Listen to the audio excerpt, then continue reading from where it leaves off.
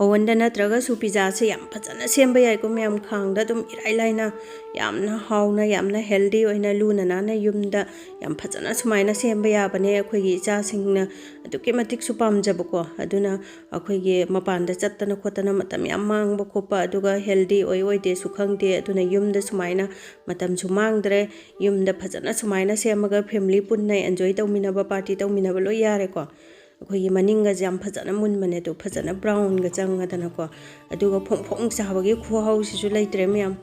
अदो ओवनदबु ओइगेरा खांगदबु ओइगेरा कमाइना पिज्जा से याम लाइना फजन सागदगे हाइबदु मथंग मथंग मरिक चुमना हाइजरके वीडियो से लोइ फोदंग यंगबियो स्किप तौदना अदुदे अहानबदे इसिंग लुंबु साबसे हाफ कप अमा लौरे अदुगा चिनी से टेबल स्पून अचौबा अमा हापेको दो सी फजन ओखाइ बिरगे अखोइगी तुमदबसिंगसे होरेन माइना तुम तुमजरसनिको अदुगा इंस्टेंट ड्राई से टेबल स्पून अचौबा अनी मगा हापगे अदुगा सी मु फजन ओखाइ बिरगा आइगी कुकर गी अखोइगी मखुम से फजन लोक तौसलगे दो कईगुम कोम्पाक्ट कईदा सेमगा सुने अखोइगी मखुम दो अचेत मखुम बियोबको अदुगा खितंग सारप तौबे एरिया दा थंग्रेजिको अदुगा पिज्जा सॉस अम छटौना सेमदोकसे अदो ममांगदा इना अखोइगे पिज्जा सॉस से खमे सिमना तौरगा फजन सेमबगे वीडियो बुदे हपचखरबनिको अदुसु याम हावे अदुरगसु सिजु अखोइगे यामना लाइब मोंगदा याम हावबोइबा अदुना टोमेटो केचप से टोमेटो सॉस से हाफ कप अमा लौरेको पिज्जा अनी गिने आइना सेमदोइसे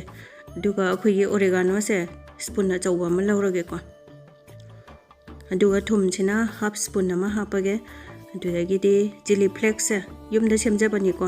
अखोइगे स्पून अमा लौरे अदुगा रेड चिली पाउडर से स्पून तंखाय अमा हापे अदुगा चिनी पाउडर निको स्पून तंखाय अमा हापे अदुगा तेलौना चनमने याम कुपना चॉप तौबदो स्पून अमा मम हापेको अदुगा फजन मिक्स तौथोगे मसखजे याम फजबने ngsangang अखोइगे महाउसु याम लेगरे चाने मनमगजे खुनुंग से ममागे ओरेगानो अखोइगे जनम तेलौ मोइसिगी मनमसेको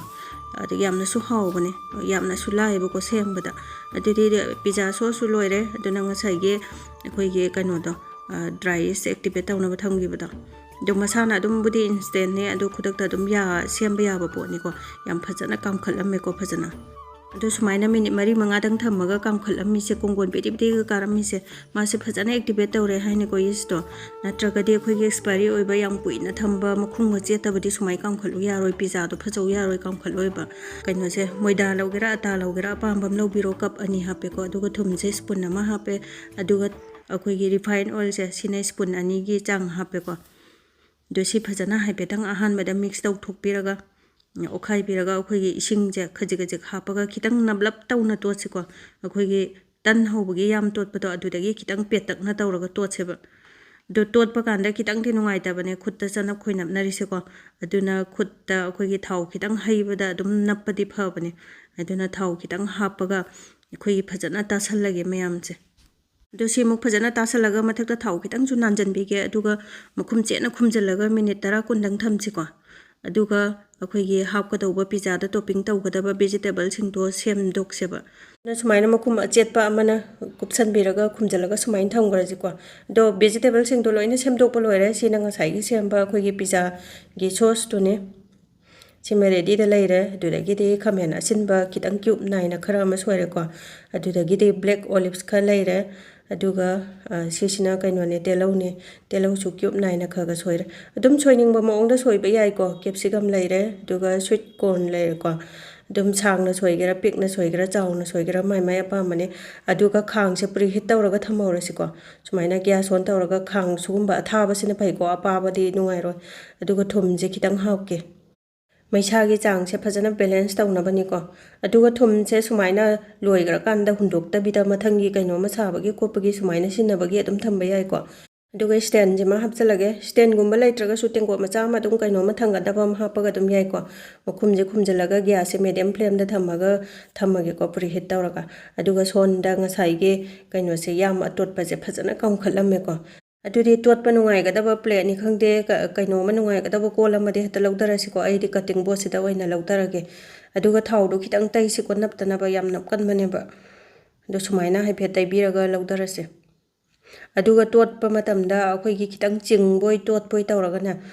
ꯃꯤꯅꯤꯠ 2-3 ꯇꯣꯠꯁꯦꯕ ꯐꯖꯅ ꯑꯗꯨꯒ ꯀꯨꯀꯔꯗꯒ ꯄꯛꯄ ꯈꯣꯠꯄꯁꯤꯡꯗꯣ ꯂꯣꯏꯅ ꯂꯧꯊꯣꯔꯛꯑꯦꯀꯣ ꯑꯗꯨꯒ ꯍꯥꯏꯐꯦꯠ ꯆꯤꯡꯕꯣꯏ ꯀꯩꯕꯣꯏ ꯇꯧꯔꯒ ꯁꯨꯃꯥꯏꯅ ꯐꯖꯅ ꯇꯣꯠꯊꯣꯛꯄꯤꯔꯒꯦ ꯑꯗꯨꯒ ꯇꯪꯈꯥꯏ ꯈꯥꯏꯗꯣꯛꯑꯒꯦ ꯑꯩꯒꯤꯗꯤ ꯄꯤꯖꯥꯗꯣ 2 ꯍꯧꯗꯣꯏꯅꯤꯅ ꯇꯪꯈꯥꯏ ꯆꯞ ꯆꯥꯅ ꯈꯥꯏꯗꯣꯛꯑꯒꯦꯀꯣ ꯑꯗꯨꯒ ꯄꯤꯖꯥꯒꯤ ꯄ꯭ꯂꯦꯠꯅꯤ ꯈꯪꯗꯦ ꯁ꯭ꯇꯤꯜꯒꯤ ꯄ꯭ꯂꯦꯠꯅꯤ ꯈꯪꯗꯦ ꯑꯗꯨꯝ ꯑꯔꯩꯕ ꯑꯃꯗ ꯍꯦꯛꯇ ꯇꯧꯕ ꯌꯥꯏꯀꯣ ꯑꯗꯨꯅ ꯃꯅꯤꯡꯗ ꯅꯞꯁꯟꯗꯅꯕ ꯊꯥꯎꯁꯦ ꯈꯤꯇꯪ ꯇꯩꯕꯤꯔꯁꯦ ꯑꯗꯨꯒ ꯑꯃꯨꯛꯀ ꯍꯦꯟꯅ ꯑꯩꯈꯣꯏꯒꯤ ꯅꯞꯍꯜꯂꯣꯏꯒꯦ ꯍꯥꯏꯔꯒꯗꯤ ꯊꯥꯎꯗꯪ ꯇꯩꯕꯁꯦ ꯑꯗꯨꯝ ꯈꯤꯇꯪ ꯅꯞꯂꯤꯗꯤ ꯇꯧꯕꯅꯦꯕꯀꯣ ꯌꯥꯗꯦ ꯑꯗꯨꯝ ꯌꯥꯕꯅꯦ ꯑꯗꯣ ꯑꯩꯈꯣꯏꯒꯤ ꯀꯩꯅꯣꯗꯣ ꯌꯥꯝꯒꯨꯝꯕ ꯍꯥꯏꯐꯦꯠ ꯈꯤꯛꯆꯟꯕꯀꯣ ꯑꯗꯨ ꯑꯣꯏꯇꯥꯔꯗꯤ ꯀꯩꯝ ꯅꯞꯇꯕꯅꯦꯕ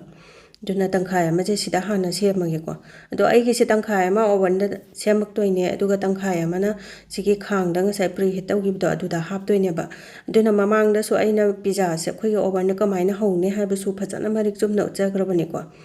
ꯑꯗꯣ ꯁꯨꯃꯥꯏꯅ ꯄ꯭ꯂꯦꯠꯁꯤꯗ ꯐꯖꯅ ꯁꯟꯗꯣꯛꯄ ꯌꯥꯕ ꯁꯟꯗꯣꯛꯑꯅꯤ ꯈꯨꯠꯅ ꯑꯗꯨꯝ ꯏꯟꯊꯣꯛꯄꯗ ꯌꯥꯝ ꯅꯨꯡꯉꯥꯏꯕꯅꯦ ꯃꯣꯃꯣꯟ ꯂꯥꯎꯔꯒ ꯁꯣꯞ ꯑꯣꯏꯕꯅꯤꯀꯣ ꯑꯗꯨꯅ ꯁꯦꯝꯅꯤꯡꯕ ꯁꯦꯞꯇ ꯁꯦꯝꯕ ꯌꯥꯕꯅꯦ ꯃꯇꯥꯏꯁꯦ ꯈꯤꯇꯪ ꯀꯥꯡꯈꯠꯍꯟꯒꯦꯀꯣ ꯑꯗꯣ ꯐꯖꯅ ꯁꯨꯃꯥꯏꯅ ꯁꯦꯝꯕ ꯂꯣꯏꯔꯒ ꯐꯣꯛ ꯑꯃ ꯇꯧꯔꯒꯅ ꯑꯩꯈꯣꯏꯒꯤ ꯆꯛ ꯍꯟꯗꯣꯛꯁꯤꯀꯣ ꯃꯥꯒꯤ ꯃꯩꯁꯥ ꯍꯤꯠꯁꯦ ꯐꯖꯅ ꯑꯩꯈꯣꯏꯒꯤ ꯃꯅꯨꯡ ꯌꯧꯅ ꯐꯪꯅꯕ ꯑꯗꯨꯗꯒꯤꯗꯤ ꯕꯣꯟ ꯀꯥꯡꯈꯠꯄꯁꯨ ꯀꯥꯡꯈꯠꯂꯔꯣꯏꯗꯅ ꯁꯨꯃꯥꯏꯅ ꯍꯨꯠꯇꯠꯂꯒꯗꯤ ꯑꯗꯣ ꯁꯨꯃꯥꯏꯅ ꯍꯨꯠꯂꯕ ꯃꯇꯨꯡꯗ ꯉꯁꯥꯏꯒꯤ ꯄꯤꯖꯥ ꯁꯣꯁꯁꯦ ꯇꯩꯁꯜꯂꯁꯤꯀꯣ ꯇꯪꯈꯥꯏ ꯑꯃ ꯇꯩꯁꯜꯂꯁꯦ ꯆꯥꯃꯁ 2 ꯆꯥꯡ ꯇꯪꯈꯥꯏ ꯑꯃ ꯊꯝꯍꯧꯔꯒꯦ ꯑꯃꯗꯨꯒꯤ ꯑꯃꯨꯛ ꯇꯩꯅꯕꯀꯣ ꯑꯗꯣ ꯁꯤꯒꯤ ꯏꯟꯁꯇꯦꯟꯠ ꯄꯤꯖꯥ ꯁꯣꯁꯁꯦ ꯌꯥꯝ ꯍꯥꯎꯕꯅꯤꯀꯣ ꯃꯌꯥꯝ ꯑꯗꯨꯒ ꯁꯦꯝꯕꯗꯁꯨ ꯌꯥꯝ ꯂꯥꯏꯕꯅꯤ ꯑꯩꯈꯣꯏꯒꯤ ꯀꯩꯅꯣꯗꯣ ꯃꯥꯔꯀꯦꯠꯇꯒꯤ ꯂꯩꯕꯁꯨ ꯇꯥꯡꯉꯦ ꯀꯧꯇꯥ ꯃꯆꯥ ꯄꯤꯛꯇ꯭ꯔꯨꯗꯨꯗ ꯑꯗꯨꯝ 99 ꯄꯤꯕꯅꯦꯕ ꯁꯤꯁꯤꯅ ꯑꯩꯈꯣꯏꯒꯤ ꯀꯩꯅꯣꯗꯨꯅꯦ ꯑꯃꯨꯜ ꯆꯤꯁ ꯍꯥꯏꯕꯗꯣ ꯁꯤꯁꯤꯗꯤ ꯃꯔꯤ ꯁꯝꯅꯗꯕꯅꯤꯀꯣ ꯑꯩꯁꯦ ꯂꯩꯁꯜꯂꯨꯔꯒ ꯑꯗꯨꯝ ꯂꯩꯕ ꯑꯗꯨꯅ ꯍꯥꯞꯆꯤꯜꯂꯒꯦꯅ ꯂꯣꯏ ꯍꯥꯞꯆꯤꯜꯂꯒꯦ ꯇꯧꯕꯅꯦ ꯉꯁꯤꯗꯤ ꯁꯨꯝ ꯑꯦꯛꯁꯄꯥꯏꯔꯤ ꯑꯣꯏꯔꯒ ꯍꯨꯟꯗꯣꯛꯈꯤꯗꯩ ꯁꯔꯨꯛꯀꯣ ꯑꯗꯨꯒ ꯁꯤꯒꯤ ꯃꯣꯖꯦꯔꯦꯂꯥ ꯆꯤꯁ ꯍꯥꯏꯁꯦ ꯁꯤꯁꯤꯅꯀꯣ ꯃꯔꯤꯒ ꯁꯝꯅꯔꯤꯁꯦ ꯑꯗꯣ ꯑꯩꯈꯣꯏꯒꯤ ꯑꯃꯨꯜ ꯆꯤꯁꯇꯣ ꯃꯍꯥꯎ ꯑꯗꯨꯝ ꯂꯩ ꯑꯩꯈꯣꯏ ꯁꯝꯅꯗꯕꯩ ꯋꯥꯅꯤ ꯑꯗꯨꯅ ꯑꯃꯨꯜ ꯆꯤꯁꯇꯨꯒꯤ ꯃꯊꯛꯁꯤꯗ ꯁꯤꯒꯤ ꯀꯩꯅꯣꯁꯦ ꯃꯣꯖꯦꯔꯦꯂꯥ ꯆꯤꯁꯁꯦ ꯁꯤꯃꯨꯛ ꯐꯖꯅ ꯍꯥꯞꯆꯤꯜꯂꯦꯀꯣ ꯑꯗꯣ ꯌꯥꯝ ꯍꯥꯞꯄꯤꯈꯩ ꯁꯝꯅꯗꯣꯏꯅꯦ ꯈꯤꯇꯪ ꯍꯥꯞꯄꯤꯈꯩ ꯁꯝꯅꯕ ꯋꯥꯠꯇꯣꯏꯅꯦ ꯑꯗꯨꯝ ꯌꯨꯝꯗ ꯁꯦꯝꯕ ꯍꯥꯏꯕꯁꯤꯗꯤ ꯏꯁꯥꯒꯤ ꯑꯄꯥꯝꯕ ꯆꯥꯡꯗ ꯂꯣꯏꯅ ꯍꯥꯞꯄ ꯌꯥꯔꯦꯀꯣ ꯑꯗꯣ ꯉꯁꯥꯏꯒꯤ ꯄꯤꯖꯥ ꯇꯣꯞꯄꯤꯡ ꯇꯧꯅꯕ ꯁꯦꯝꯃꯒ ꯊꯝꯕ ꯃꯌꯥꯝꯗꯣ ꯂꯣꯏ ꯍꯥꯞꯆꯤꯜꯂꯦꯀꯣ ꯑꯗꯨ ꯍꯥꯞꯆꯤꯜꯂꯕ ꯃꯇꯨꯡꯗ ꯃꯊꯛꯁꯤꯗ ꯈꯤꯇꯪ ꯃꯣꯖꯦꯔꯦꯂꯥ ꯆꯤꯁꯁꯦ ꯈꯤꯇꯪ ꯍꯥꯞꯆꯤꯟꯖꯦ ꯈꯨꯝꯖꯤꯟꯕꯗꯤ ꯌꯥꯗꯦꯀꯣ ꯉꯁꯥꯏ ꯚꯦꯖꯤꯇꯦꯕꯜꯁꯤꯡꯁꯦ ꯂꯣꯏ ꯈꯨꯝꯖꯤꯟꯈ꯭ꯔꯅꯤ ꯑꯗꯨꯒ ꯑꯩꯈꯣꯏꯒꯤ ꯚꯦꯖꯤꯇꯦꯕꯜꯁꯤꯡꯁꯦ ꯆꯝꯃꯤꯗꯅ ꯑꯗꯨꯗꯨꯒꯤ ꯊꯨꯝꯁꯦ ꯈꯤꯇꯪ ꯆꯥꯏꯁꯤꯟꯕꯤꯔꯒ ꯑꯩꯈꯣꯏꯒꯤ ꯑꯣꯔꯦꯒꯥꯅꯣꯁꯦ ꯁꯤꯃꯨꯛ khitang khikchanbiraseba loire hujik semba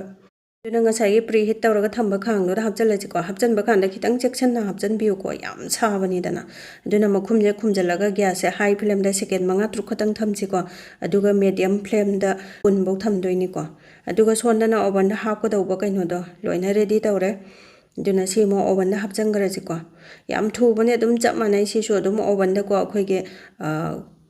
180 to 200 degree celsius da thammani ko 15 to 20 minutes adum munbaneba aduna maadi marakta adum hangdoga su yengba yai ko aduna oven sida hapchalase oven si su preheat tawraga thamdoini ko aina mamangda preheat tawraga thamgrabane ba sigise aduna setting se tawramage koigi 20 minutes setting tawre mathak makha rot se loina on tawre ko aduga 180 degree celsius da thamme sondana mu minute 35 mu phare ko marakta sumaina ungtang check tawbiyoba akhoi magi masakse kamai tawge to yam phajaramme ko khoi khangda tawbasina bu hena phajabai wana do minute 5 muka gas on tawraga thamme ko minute 5 muk leiraban tumda gas se off tawraga hojik yengasi ko wow masakhuba jaje maninga wawa karadana aduga khangchitagi hek thangdabaga saringai sida oregano se khitang khikchan se yamba nate